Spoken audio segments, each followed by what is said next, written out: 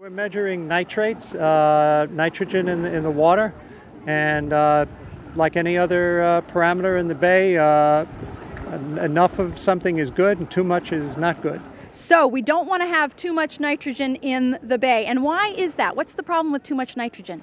Okay, what happens with too much nitrogen is that it creates too much plant growth.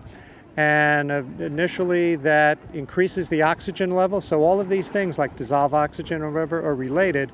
And it increases the oxygen level, but eventually all of those extra plants die off. And when they die off, then that decreases the oxygen level and it becomes poisonous to the animals.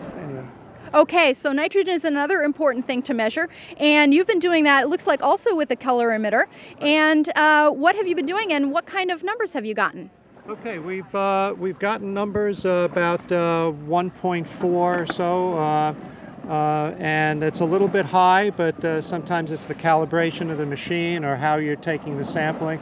But one of the things that Stephanie's doing is when you take the sample, you have to put some reagent in there and mix it and shake it before you put it in the machine. But this is a computerized tester that tests for a lot of different things. So we have to program the machine just right, and you have to be very good at shaking it in a particular way and whatever. Right. So it's kind of a touchy thing. But, very interesting. Okay, so actually there's a chart here for nitrates, and it looks like we don't even have anything above 1, and your number was above...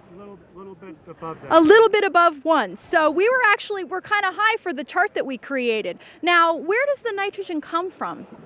It comes from the atmosphere and from storm drain overflow after storms, and from the water treatment plants, and there are 4 around here, and basically it comes from the people. Exactly.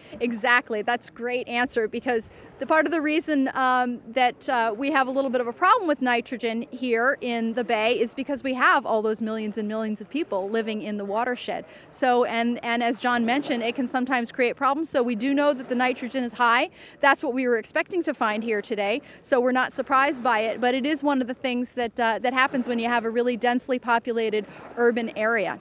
Okay, anything else we should know about nitrogen and nitrate before we move on? Oh, just be careful when you flush the toilet, and when you pick up after your dog, you got to do that, and a lot of this nitrogen won't be coming into the bay. Excellent.